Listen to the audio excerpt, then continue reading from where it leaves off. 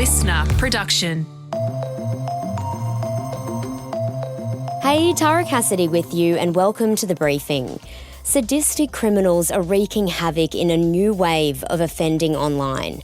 From neo-Nazis to nihilists, even Satanists, they share a common thread of extremism while targeting vulnerable victims for nothing more than notoriety and clout. Coercing them into producing, sharing, or even live streaming acts like self-harm, animal cruelty, sexually explicit acts, and in the most serious of cases is suicide. That chat with a member of the new Australian Federal Police Task Force set up to catch these extremists in their track is coming up in the second half of this episode.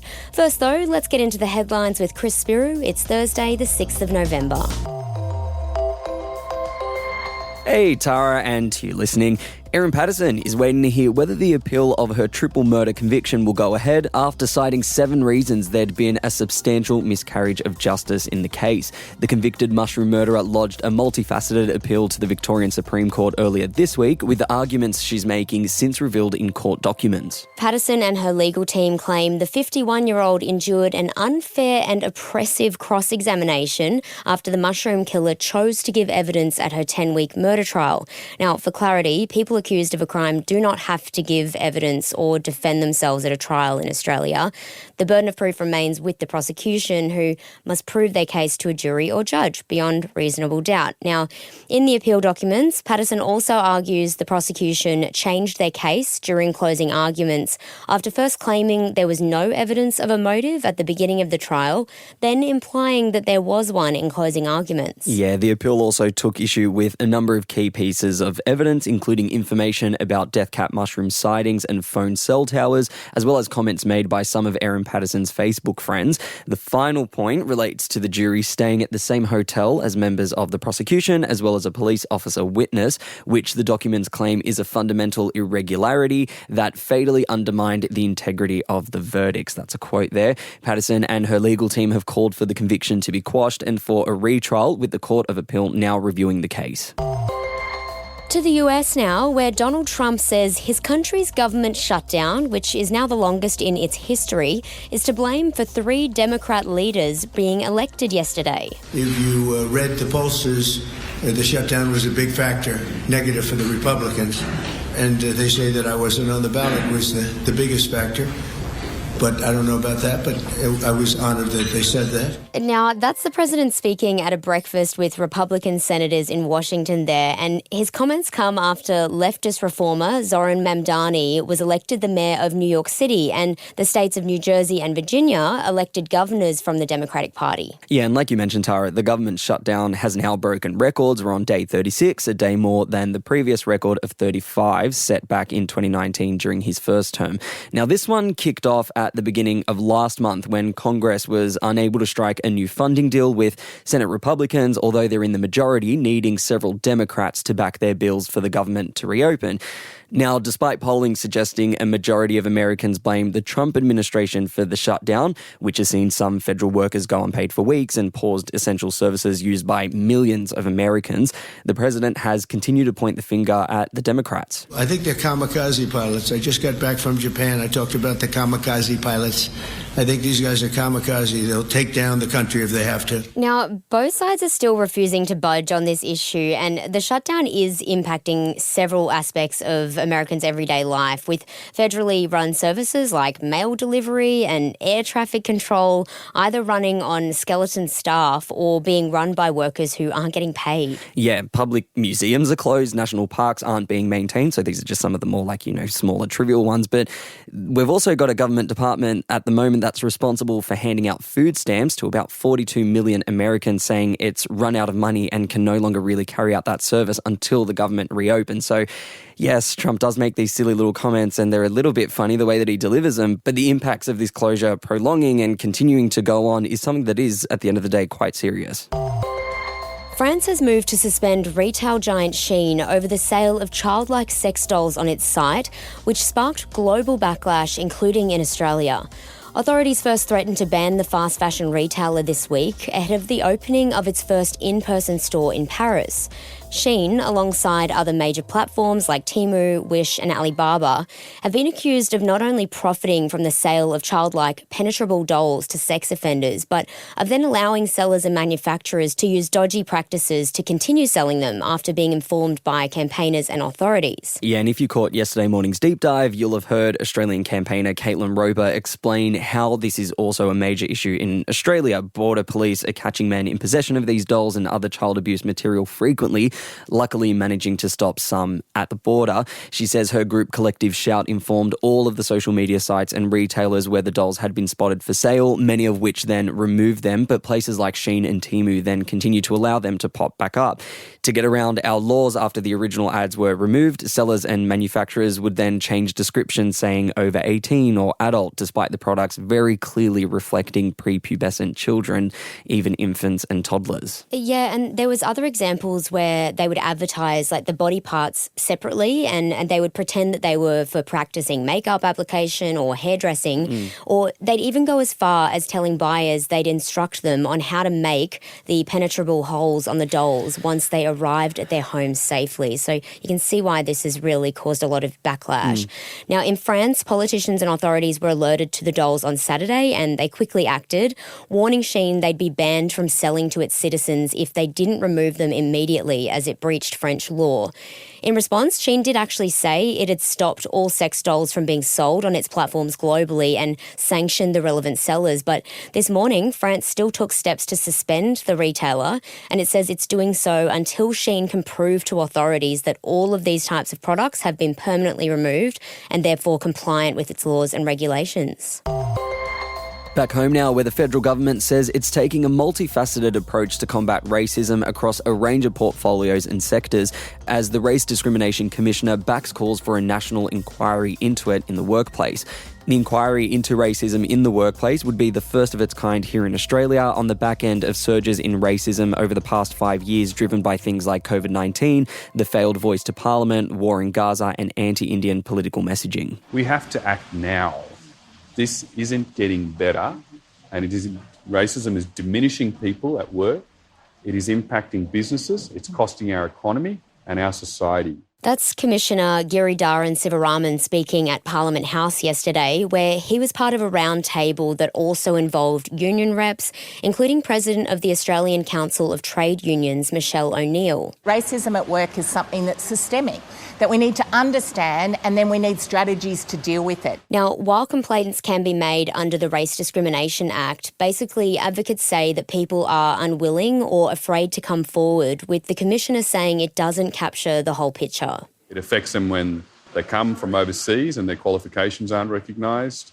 It affects them if their names aren't English sounding, then they can't get job interviews. It affects them when they're not culturally safe at work. Yeah, so pretty much union reps are saying that this inquiry is a pretty important step towards justice and equality, with racism currently shaping who gets hired, promoted, and has the right to feel safe at work in Australia, while First Nations advocates are saying it's time to address the root cause of systemic racism in our workplace. Yeah, and interestingly, just to give an example, one of the workplaces being called out very directly in this is actually the AFL, which the Commissioner mentioned specifically earlier in the week for failing to fight racism, and that came after AFL boss Andrew Dillon said it was a societal issue and that it's just magnified in the AFL because of its high-profile nature. Yeah, and in response, the Commissioner said that the league should do more to educate its fans because it holds all this influence and you can't just kind of put your hands up in the air and go, oh, this is a society problem. Yeah. You know, the AFL here has the opportunity to use its profile and brand for things that are good. And today we wanted to end the ep with you and your thoughts on some of the topics we've covered this week, Chris. Yes, the first was pitch invaders after one joined our Kangaroos on the field ahead of their second Rugby Ashes test in England. You may have seen some of the footage of Daniel Jarvis, who's a prolific pitch invader, linking arms with Cameron Munster as the team sung the national anthem, which was something that you and I, Tara, really enjoyed. Yeah, and the players said no harm done. They found it pretty funny, but well, it looks like most of you disagree agree with that. When asked yay or nay to pitch invaders in our broadcast channel and Instagram behind the briefing, majority said you just don't care or nah, don't like them. Get back to the footy, hey? Oh, a scathing review from our listeners. Next, we wanted to hear who your celeb claim to fame is after some Sydney students got to rub shoulders with tennis star Ash Barty. Jane says Gus Mercurio. I hope I'm pronouncing that right. So it turns out he's a famous American-Australian actor and sports personality. One of my personal favourites that I definitely didn't have to Google this morning. Well, it says he was born in 1928 and died in 2010, so maybe before your time, Chris, but Google says he is a big deal and he was actually in Crocodile Dundee 2 and Flippers, so both iconic Aussie films. Now, maybe you'll know this next one. Emma says she met singer and Oz Idol star Lee Harding. Oh, yes. She said that he actually visited her school, which is iconic because he did a massive tour of Australia doing that at the time of Australian Idol. But also, Lee Harding popped up around a few years ago when he went and had a crack at The Voice. So, yeah, there we go. Love that you're passionate about this, but not Gus. Look, Lee Harding has an iconic song called Wasabi. I mean, what does Gus have other than some iconic Australian film? He was actually the president of the Boxing Hall of Fame, thank you. Oh, now, huge. Justin was next. He worked with Home and Away, Summerland and True Blood's Ryan Quanten? And Hugo Weaving, who was in Matrix, Lord of the Rings and Captain America. Very cool. And Chris M says singer-songwriter Leo Sayer, who told him how to use the toaster at the Crown the morning after his wedding. Now, that's very cool. Yeah, very cool. Now, that brings our headlines to a close for today, but coming up next is my deep dive on the sadistic crime-fluencers that are targeting our youth online. Have a listen to that deep dive coming up next.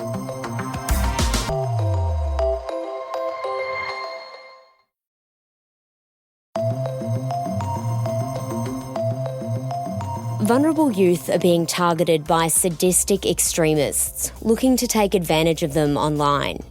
Dubbed crime-fluencers, the Australian Federal Police has even set up a new task force to combat the concerning rise.